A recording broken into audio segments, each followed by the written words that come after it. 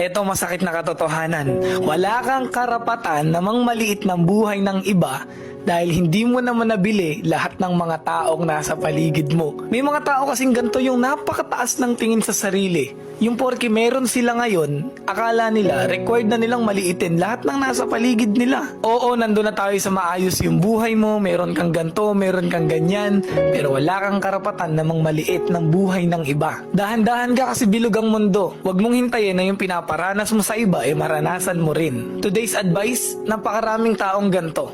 Yung tipong mahilig mang maliit ng buhay ng iba porke maayos yung sitwasyon ng buhay nila. Tanong ko lang, nabili mo na ba yung mga buhay ng taong nakapaligid sa'yo? Kaya kung mahilig ka mang maliit ng buhay ng iba, ingat ka.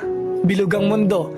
Ingat sa pangmamiliit ng buhay ng iba dahil yung pinaparanas mo sa kanila, ingat ka, baka bumalik sa'yo at maranasan mo din.